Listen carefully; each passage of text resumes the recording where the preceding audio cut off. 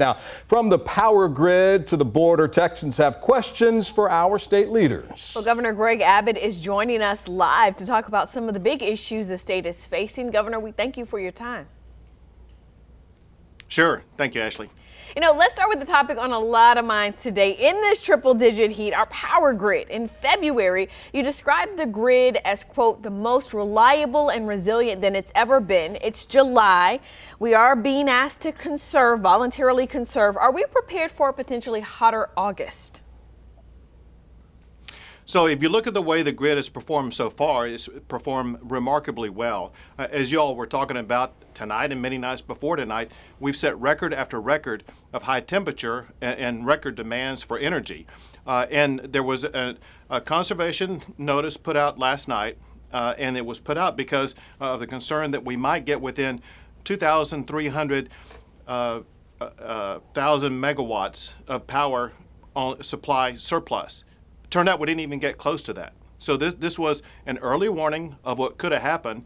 But in talking to the chair of the Public Utilities Commission, he told me that the tools that we put in place through the laws that we passed in the last session gave him the flexibility and ERCOT the flexibility they needed to ensure that we had even more supply than what we anticipated needing. Bottom line, we've made it through all of these tough days with plenty of supply.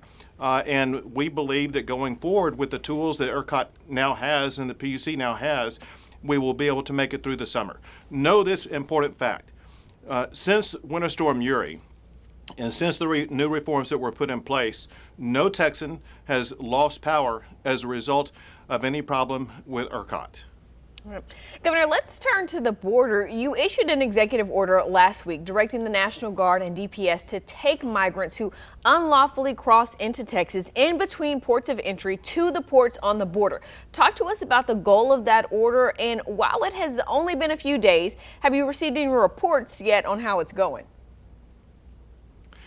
Sure. Listen, I've talked to the head of the Texas Department of Public Safety, and every single day they're returning people to the border. And the reason why we're doing this is because of the extraordinary illegal immigration that's taking place, which also is record-breaking. We've had record-breaking month after month after month and year after year. And over the 4th of July weekend, there were about 5,000 people who were apprehended in just the Del Rio sector alone. And of course, there was the horrific deaths that we saw in that tractor-trailer truck, but that's just a small percentage of the overall deaths that are occurring on the border region every single day. In fact, the United Nations said that the border region between Texas and Mexico, the U.S. and Mexico, is the deadliest border region in the world. And we have terrorists coming across the border and deadly fentanyl coming across the border. So there is a need for us as a state to try to step up and do what Washington, D.C. is not doing, and that is to return these illegal immigrants to the border in a way to try to cut down on the level of illegal immigration that's taking place.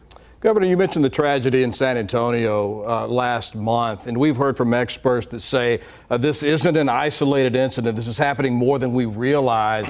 What more can be done to prevent not only these people from getting into these trucks and getting into Texas, but tragedies like what we saw? What can be done to keep that from happening? So one easy thing that could be done if the federal government were to do it is to fully fund Border Patrol. Border Patrol is about more than 2,000 officers or agents short of what they need to be. If they had more agents, they could inspect more trucks and they could interdict people before they get into trucks like that before it happens.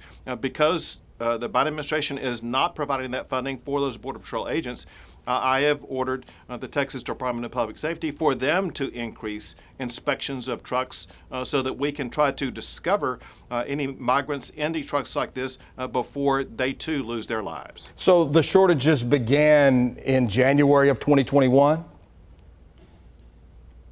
So if you would, the remarkable spike in the increase of the number of people coming across the border began around January of 2021. It's done nothing but go up since then, setting all-time record highs consistently, which has put more strain on the Border Patrol agents as well as on Texas law enforcement, as well as these communities on the border. Y'all may have no idea what these towns and counties are dealing with on the border. Some towns and counties have more people coming into their county that have traditionally lived in their county, and they had no way of dealing with it. So the shortages, though, the actual officers, those shortages began in January of 21.